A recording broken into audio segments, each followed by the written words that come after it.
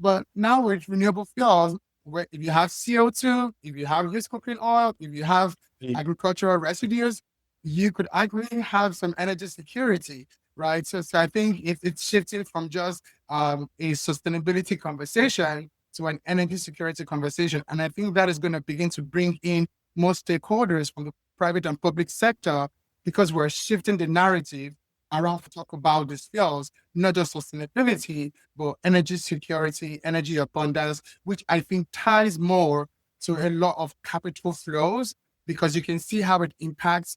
I mean, energy literally ties to the GDP of a country. Welcome to the latest episode of Sustainability in the Air. My name is Dirk Singer. I am Simplifying's Chief Sustainability Officer.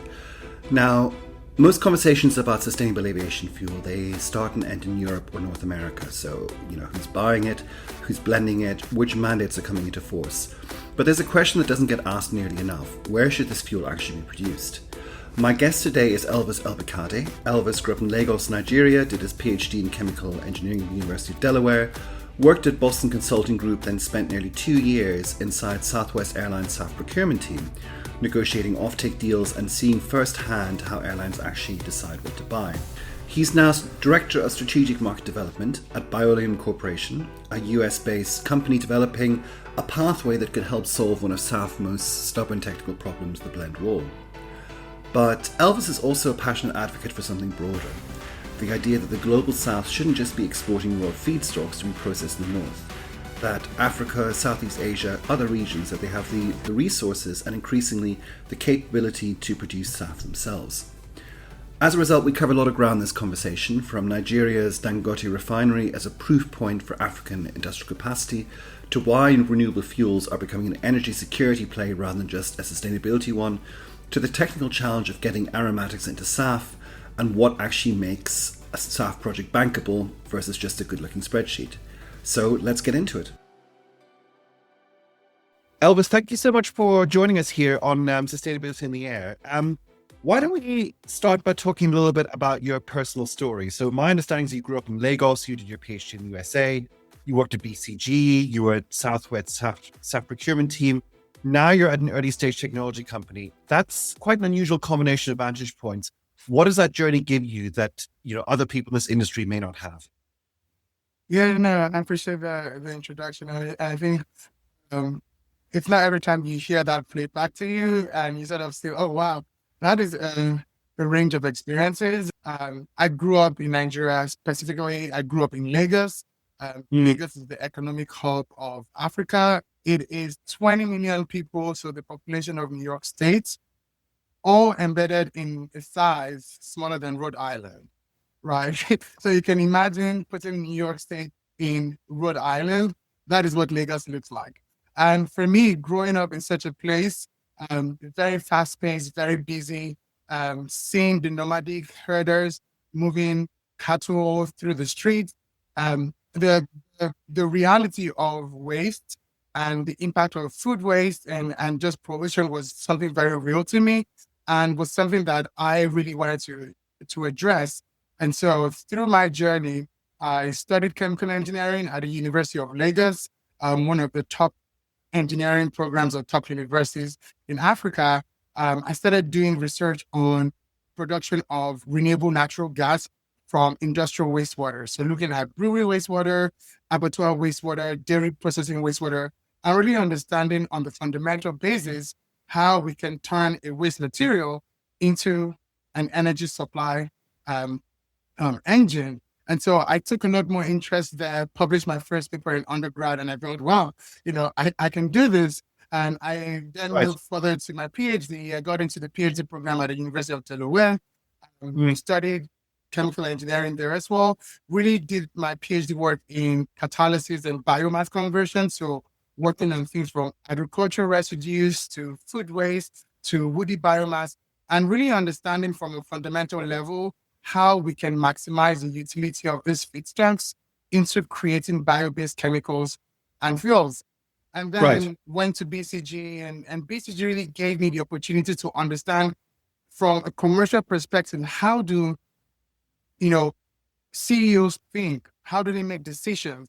how do they look at the overall economics of a project or the economics of a business and factor that with other things like geopolitical risk, market sentiment, even just doing a due diligence and really adding to my technical expertise, this business side of things. And then went to Southwest Airlines and really understood firsthand from the purchaser's perspective how they decide making the procurement deals, how the willingness to pay gets shaped up, how they decide and build the strategies for procuring SAF, how we support and expand legislative policies that really incentivize the growth of sustainable fuels within the US Right. and externally. And so all of that in itself, coming from, somewhere in the global South and spending the last 10 years in the global North, gives a depth and breadth of perspective that I feel within the sustainability space is not very common, right? I think a lot of folks that have led the front on the sustainability side have been from the global North. And while those perspectives are fine, I don't think it's sufficient to understand the realities of the world, right? Because the world in itself is still a globe. The global Of North, course. global South are just, labels that were put to it. But the world is still the world. And I think having that reality of being on both sides of the picture really shapes how I think about the solution space as we develop for addressing sustainability, growing the energy supply, especially around sustainable fuels and things like that. Yeah. So, I mean, that kind of brings us on to sort of to one of the central points you often talk about. You've mentioned the past, the need to reframe the so-called Global South from being a feedstock supplier to a SAF producer.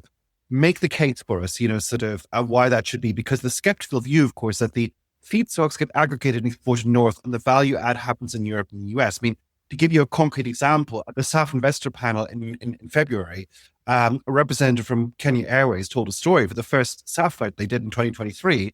That the feedstock actually originated from Kenya. It went to Italy. It was turned into SAF and it was sent back to them at 7 times the cost of Jet A. And that's, of course, one of the absurdities of the current SAF model. So make the case of why that should and how it can be different. No, 100%. And I don't think that exists just in SAF, right? Again, I am from Nigeria. I'm very proud to be from Nigeria. And we're one of the largest producers of crude oil globally. And so the same analog can be extended into that. In the past, Nigeria has produced a lot of crude oil. We still produce a lot of crude oil. However, a lot of the crude oil we produce typically gets exported and refined internationally. And as you were playing out with the Kenya analog, we were doing that. And we import the refined product for way more expensive than we should. However, that's changing, right? And I say that because take, for example, Dangote just built one of the largest crude oil refineries in the world. We're talking about 600 million barrels in Nigeria. This is operational, serving capacity today, has been a very critical, call it paradigm shift within the African landscape and the African energy landscape, with all of the geopolitical shifts we're seeing, around energy supply, in Iran and the Strait of Hormuz. This has become a backbone for the African economy, where Dangote has now been supplying a lot of African states energy from this refinery, right? So the idea or the thought that we can't refine in Africa isn't necessarily true, right? And that has been proven on the crude oil side, where we have one of the largest refineries in the world. Actually, within the next 5 years, Dangote is planning to build the largest refinery. So talking about 1 billion barrel per day in Nigeria. And now he's also in talks with a number of countries on the East African side, Kenya, Tanzania, Ethiopia, on replicating the same refinery in those regions. So when you look at the structure of refining, whether it's co-processing of oil feedstocks like UCO or tallow, or building standalone refineries, Africa just gave the blueprints that it can do it. Now, that is not to say that there are no challenges there around the infrastructure and building the supply chains, but from can it be done? it can be done. Now, how easy would it be? That is a different conversation. But I think that skepticism of, oh, can they do it or can they not do it? I think we should just kind of throw that out of the park, because Dangote has demonstrated that it can be done and it can be done well. So I think we're beginning to see that that idea of having to take the feedstock out of these African regions doesn't really, serve its purpose anymore, because the capacity to refine and add that processing step can be done in Africa. But overall, that really creates a lot more benefits for those regions, but also creates a fuel that is a lot more cost effective, because when you look at the logistics cost of moving those feedstocks out of the region and then importing it back, for crude oil, one might not even really care about the carbon intensity or all of those things. But when you're talking about sustainable aviation fuel, the carbon intensity is something that we're really trying to optimize around. So let's you mentioned feedstock. So let's move on to that, and sort of in the most promising pathways. Now, Lufthansa CEO Carsten Spohr, he's someone who agrees with you in terms of production centers in the South. But he gave an interview in 2023 where he was told that for Lufthansa to decarbonize its whole fleet using e-fuels would take up half of Germany's current electricity capacity, which is obviously a crazy idea. And his answer to that was that, what is going to happen is that the fuel will be produced elsewhere, much as Jet A is today, as of course Europe is learning to its cost, and it'll be imported. But of course, Spohr's idea was that the emphasis had to be on e-fuels. Now, on the other hand, I talked to Richard Bennett, who you know from Sunbird, who has a project in Ethiopia, alcohol to jet, and he believes very strongly that the route has to be, using agricultural feedstocks. Where do you sit, or is it kind of a combination of all of the above? I think it's an all of the above approach, right? I think, when we look at the fuel supply, right, I think a critical piece is the feedstock, right? And so kind of the examples you gave with, Germany and they having to use renewable electricity to produce e-fuels, the question to ask is, why exactly are they looking at e-fuels, right? I could say it's probably because they maybe don't have enough agricultural feedstocks or biomass feedstocks, right? Yeah. I don't think the population of Germany is as large as New York State, so they might not be generating a lot of used cooking oil or sufficient amount of tallow to have enough oil supply. And obviously, most used cooking oil in Europe is imported from China and Malaysia, China, right? Yes, right. indeed, yes. So when you see such regions, right, the feedstock availability really dictates what technology can be used. So that's why you see in Europe a lot of the conversation being around e-fuels, because CO2 is available everywhere, right? So that is like the feedstock that anyone, anywhere can use. The constraint is the electricity and the cost of electricity. Now, when you move to Africa, you kind of get all of that, because the largest amount of arable land exists in Africa, right? And so from the feedstocks, the four main technologies for making SAF today, where I have HEFA, which is these oil feedstocks from soybean oil to used cooking oil to even things like, palm oil in some cases. Those are things that exist in Africa. I am from Edo State. Edo State was the origin, was where palm oil was kind of sourced. So NIFOR, the British came in and took palm oil seedlings or palm kernel seedlings and took it to Malaysia. And that was actually sourced from my tribe, right? So these are things that grow, in abundant, amounts and sort of natural to those places. And so they give you that access to feedstocks that can tie into a technology like HEFA. The same thing exists for alcohol to jet, from cassava to corn to millet. These are all feedstocks that can be used to produce corn ethanol, alcohol to jets. And then you have woody biomass, you have a lot of forest regions, mangrove forests that could provide these feedstocks. And then you have CO2. So it creates this very attractive range of feedstock abundance that could tie into a variety of these technologies. And I think that overall gives it that diversification, but also resilience, right? And so I think it's not one or the other, right? And once you can get the feedstocks and get it to be, sourced and aggregated in an effective and economical way, then that flows through to your capital cost on the finished fuels that you'll be making. Okay, so let's take that point about costs. There's literally the sort of the $1 million question. Obviously, using a SAF refiner or any refinery in A, very capital intensive, and B, takes a lot of time. And how do we avoid the situation where you just recounted that in Nigeria, where the petroleum until recently got exported and then refined goods got imported back at a sort of higher cost? How do we avoid that happening with SAF? How are we going to get the funding? And where do you see the possible funding routes to actually creating production centers in places like Nigeria or Ethiopia or Kenya or, wherever we're talking about? Yeah, I mean, I think that's I would say it's a $1 million question, but I think it's one, I think it's going to take both public and private sector cooperation, right? I think one is realizing that there is that opportunity.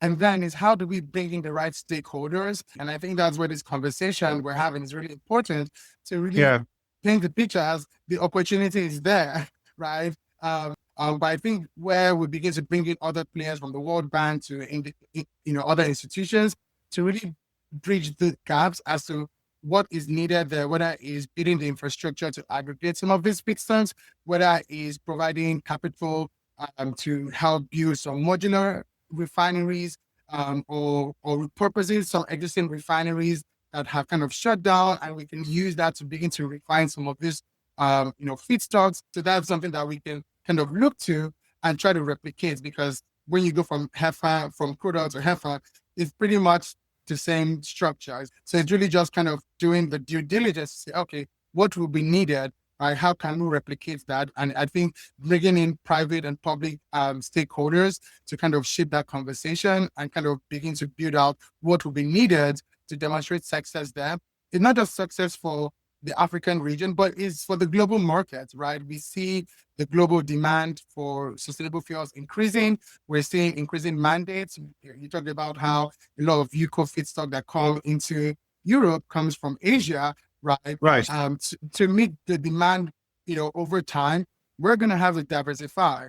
A lot of Asian countries are also beginning to build their own capacity and use those feedstocks for their own refining and for their own energy supply.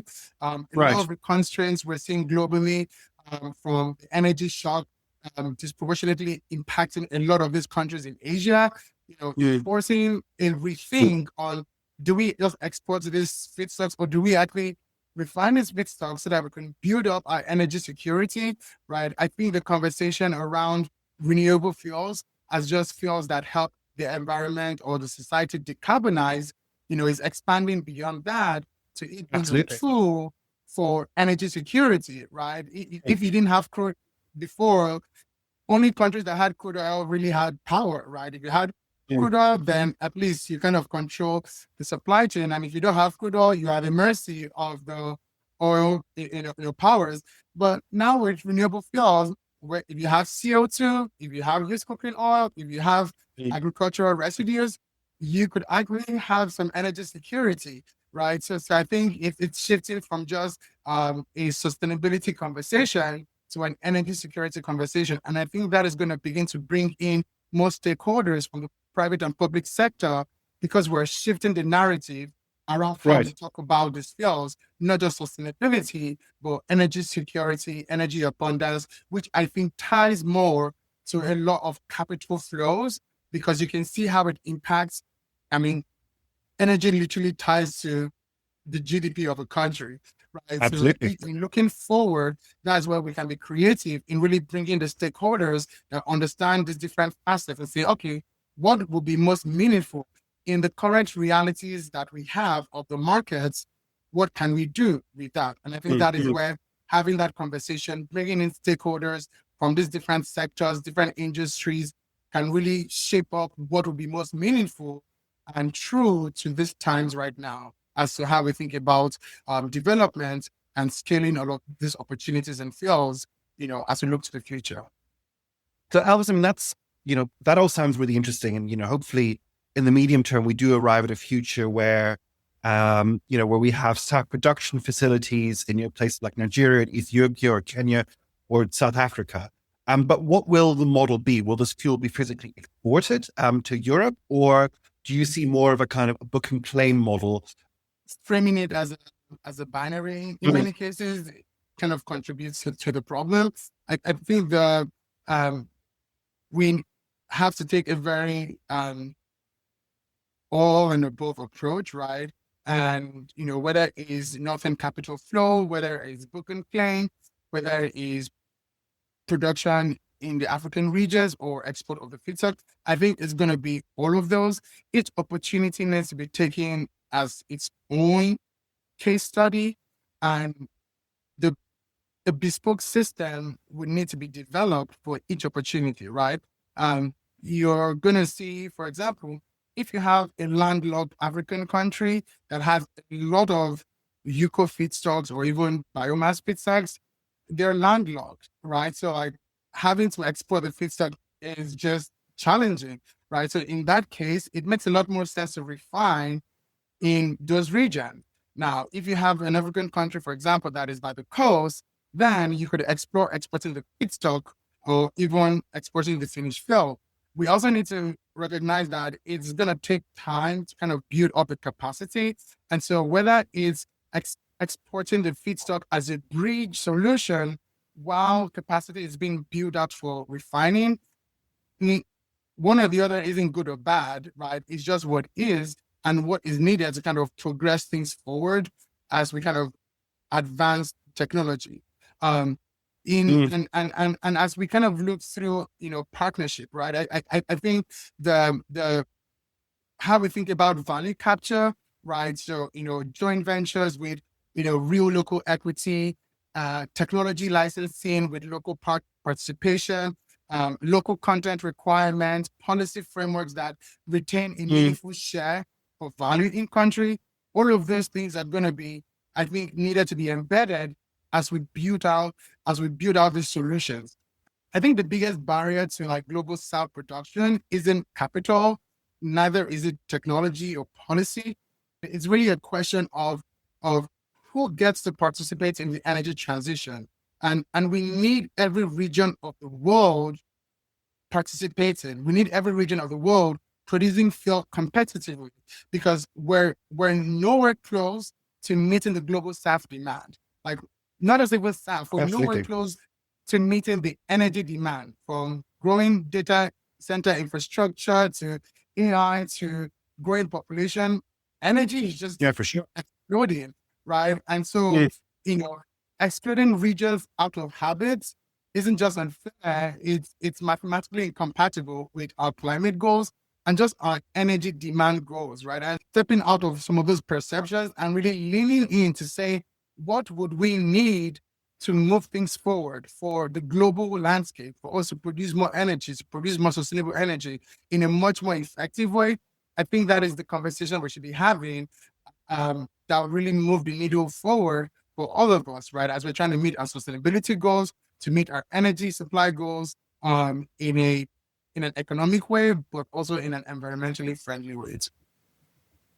With everything that you just described, let's move on to Bioleum, and tell us about that. I mean, you recently acquired Hexas Biomass, who we actually featured last year, who are producing, my understanding is, a sort of a fuel crop that can grow on marginal land that doesn't compete with food stocks. You have RenFuel's IP portfolio, you have various technology licenses. What's the core insight behind the platform? How do all these pieces fit together? Yeah. I think one of the interesting thing about Bioleum is, most SAF technology is a substitute play, right? It tries to displace conventional jet, in its simplest form. With Bioleum is that the SAF market is extremely undersupplied, and the chemistry of jet fuel is really specific that, for us, we have a technology that competes with existing pathways on cost and supplies existing pathways with what they're missing, which is, feedstock or even things like aromatics, right? So, when I kind of walk through the technologies that exist for making SAF today, from HEFA to ATJ to FT to e-fuels, are just being developed, right? But across all of these technologies, the feedstock is a key input to all of these technologies. And that is where our farm to fuel platform with the introduction of Hexas also fits into that. So with Hexas, we can produce dedicated crops, right, that could grow on marginal land with extremely high yields across the world. And that could fit into producing feedstocks that could go into the HEFA space. Their entire biomass, so you pyrolyze them, you could classify them to make SAF. And then we could also use the same feedstock to, coupled with Bioleum technology to make SAF. So it's a very interesting value proposition that I believe we have, where we just don't compete with existing pathways, but we also enable existing pathways on the feedstock side. And so, bringing the RenFuels IP into the fold, coupled with our collaboration with MIT and the National Lab of the Rockies, because it's changed from NREL, bring that catalytic conversion expertise, and they all fit together because they cover the full molecular pathway from biomass to drop-in fuel. Your pathway produces aromatics. Talk us around that. How significant is it? And is the industry taking it seriously enough that, that this is, an obstacle that most flavors of SAF have to overcome? Yeah. I think, most of the SAF that you find in the market today, I would say, probably all of the SAF you find in the market today is all paraffinic. When you look at jet fuel has, I'm just going to oversimplify, but it has two main components. You have paraffinic components, which is sort of a straight chain hydrocarbon, and then you have aromatics, and these are sort of ring-shaped hydrocarbons in a specific ratio. So jet fuel is meant to have a maximum of 25% aromatics, and the rest is paraffinics. But when you make SAF today, especially HEFA SAF, all of that is paraffinic. So when you look at the engines that have been designed to burn fuel, they have been designed to burn jet fuel that has aromatic and paraffinics. But all of the SAF being made today is all paraffinic. So you have to blend SAF with jet fuel, because jet fuel brings in the aromatics, and you then have to blend SAF with jet fuel so that you can actually use that SAF on a plane, right? Just because of how the engines have correctly been designed. And so when we, that's really why, even at 100% SAF certification, you still have to blend with conventional Jet A.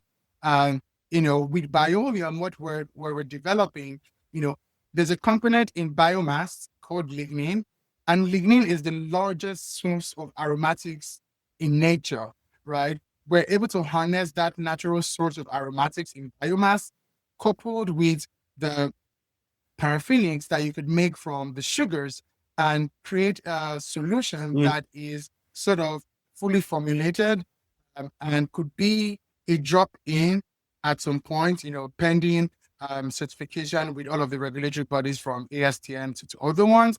But theoretically, that would be the goal, where, right now you have to make, SAF, which is a synthetic blend component, and you can't move that synthetic blend component on the jet fuel pipeline. So the pipeline for moving jet fuel across the US, you can't move synthetic blend components by themselves. Right. So SAF in itself, you need to blend that. And to do that, you likely need a separate tank for SAF, a separate tank for jet fuel, and another tank for doing the blend, right? So when you look at the existing infrastructure, a lot of midstream companies, just have a tank for jets. Now you're talking about adding another tank for SAF and another tank for doing the blending, right? So that is additional costs, right, to the operations that, we have to think through as we expand a lot of the fuels and kind of try to scale SAF and identify where the bottlenecks are, right? Because yes, we can scale the supply of SAF, which is primarily the paraffinic SAF, but you get to a bottleneck as to where is the capacity to do all of the blending, and who is covering the cost for this added capacity for blending, storage, and trucking of the neat SAF into this into this blending terminal. You also have to recognize that there are 8 annexes for producing SAF today within ASTM. And there's a likelihood that for each annex, you will likely need, a dedicated tank for storing them separately, right? So who knows? You might need multiple blend tanks to blend multiple types of SAF, right? Again, I think when we get to that bridge, we'll cross it. But I think that's where having a pathway that produces jet fuel, that produces SAF, that mirrors the properties of jet fuel, would be the ultimate goal. That would really shift us and really foster the energy transition, because we're solving a structural blending constraint, right? And that would really help the industry move to higher SAF ratios while leveraging the existing infrastructure, right? I think the industry has been, I think it's somewhat awkward, right, to admit that your 100% SAF still needs fossil aromatics, right? Sure. I think we know that there are pathways, but we know that there are pathways. So the Annex 8, which is an ATJ SKA pathway, has aromatics together with paraffinic, right? So there's a lot of progress on the technical side and on the certification side to get fully formulated SAF that have both aromatics and paraffinic. And that is where Bioleum is also looking to contribute in scaling the supply of those solutions that can help bridge this blending constraint that we have in the market. Sure. So you've written in the past that most SAF projects, as we look at them, they don't fail because of bad technology. That they fail because the commercial structure doesn't hold up. So what do you think a bankable SAF project actually needs to look like for a lender or investor to ultimately to say yes? One would be the feedstock. The second would be the offtake. The third, I would say, the EPC, and sort of a technology pathway that, with a credible path to parity at scale, right? Because I think without cost parity, right, you're almost asking the lenders to underwrite a perpetual subsidy, and it's very likely that they won't. And so with cost parity, now it doesn't mean that your first project is going to be at parity, but there is a path to parity, right? The rest of the structure becomes financeable. Now, the whole idea of parity, now, some people might say, well, is that a fair comparison? Because when we look at parity, we're only looking at the energy comparison. We're comparing it to jet fuel, right?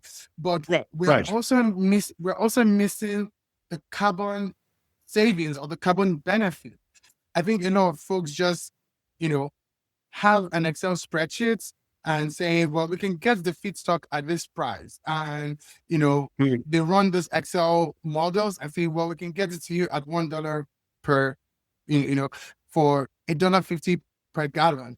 But you haven't really shown me how your feedstock is going to qualify for the RFS RINs, or you haven't shown me how you've built mitigation plans so that when the 45Z credit ends, you are still able to demonstrate cost parity, right? So a lot of that rigor isn't in those spreadsheets, right? So once you get out of the spreadsheet and you go into operation and execution, that is where a lot of projects fail, right? And some folks will say, well, there's a lot of biomass that exists. Sure, there is a lot of biomass, but what portion of that biomass is a qualified feedstock under the RFS, right? Now, On now, a subset of that is what portion of those feedstocks can you aggregate and have a proof of traceability and proof of sustainability and chain of custody. That is a Right. subset. So one could say, well, theoretically, there's a lot of biomass in this region, but by the time you look at what portion is qualified feedstock under the RFS, what portion do you have chain of custody and traceability data? What portion of the feedstock actually you can you process, right? Because you might have things like a lot of ash or a lot of impurities that might kill your process. You might end up with a fraction that is not actually scalable and really kills your entire Mm. business if you were just looking at it on a spreadsheet, right? Right. While you might be able to take that Excel spreadsheet and raise some money around it, those projects, might be challenged when you then begin to build them because a lot of the risk is around the execution. And I think a lot of people downplay those risks. So I think, yes, have those Excel spreadsheets, right? And have those, attractive numbers that show you can go below cost parity. But then the next question is, so what? How exactly do you demonstrate that you can get there, right?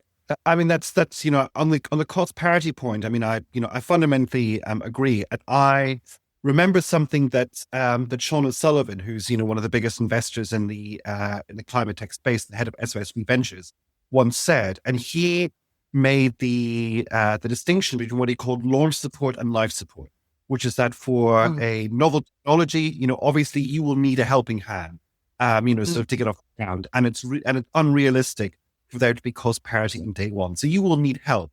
But if you build a business that just depends on essentially forever subsidies or forever carbon pricing, as we've seen in the US, politics can change, and what an incentive one day can very easily change the next. That you have to have some kind of medium-term game plan to show that you're commercially viable, or else you simply don't have a business ultimately. exactly.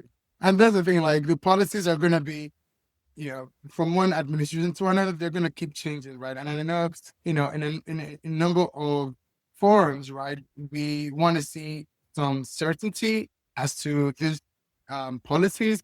But again, whether they are there or not, right, you still want to have a robust business case, right, that can be underwritten, right, whether the policies exist or not. It might just be tougher, but I think it makes your business case more resilient, and when there is supporting policy, it becomes a sweetener, right? But if your entire project really depends on, the livelihood of your project depends on these policies, then it is very challenging, right?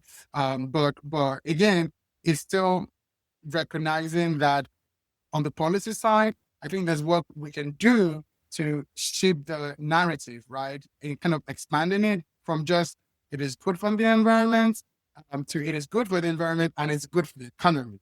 I think Right. once we kind of emphasize those two, then the likelihood of those policies existing long term will be there. I mean, fossil and crude oil still get the incentives up to today, right? Many Of countries course. have those, right? And no one balks at them, right? Because they know it is good for the economy, right? Mm. And so I think we need to play up that economic value of these fuels.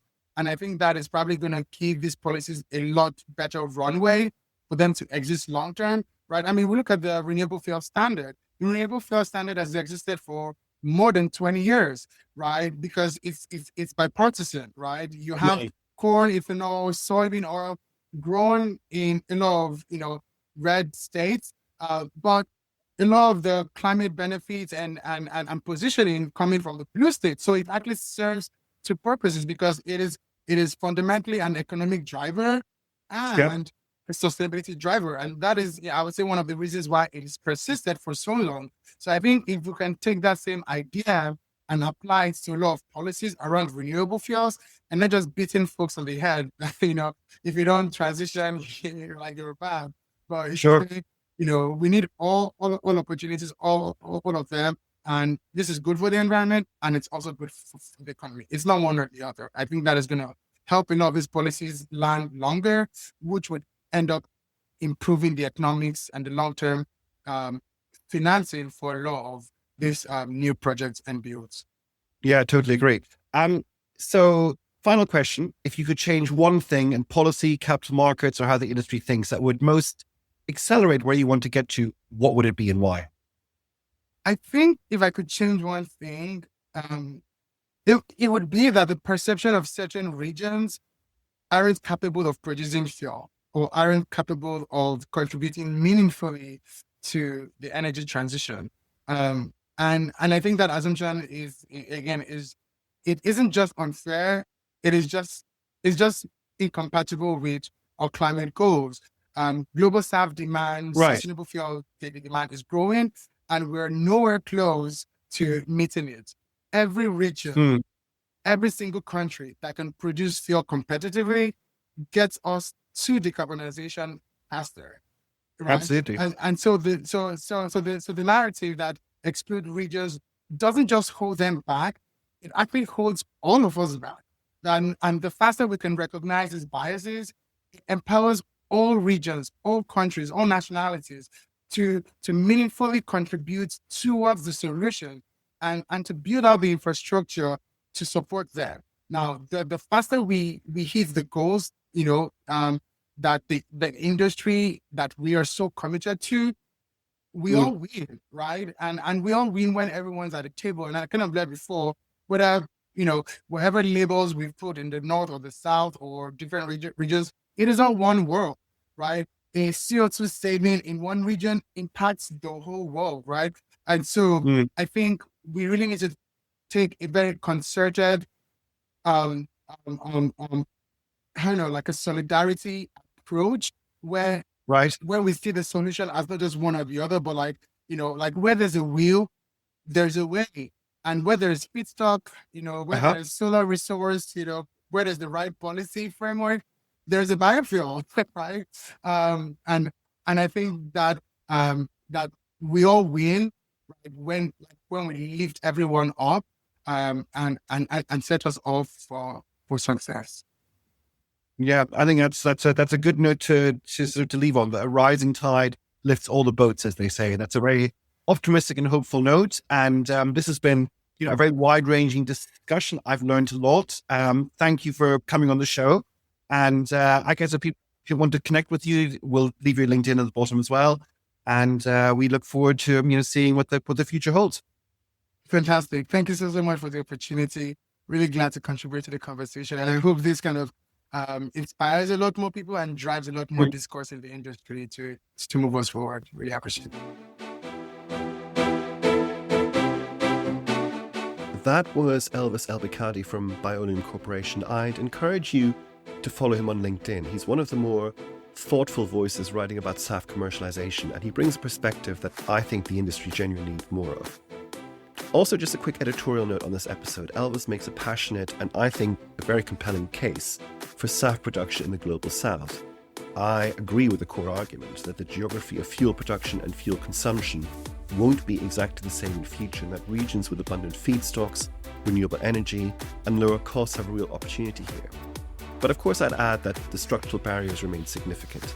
Capital access, certification infrastructure, political risk, and the sheer difficulty of getting from a feasibility study to financial close in these markets, those are real, and they're not going to be solved by optimism alone.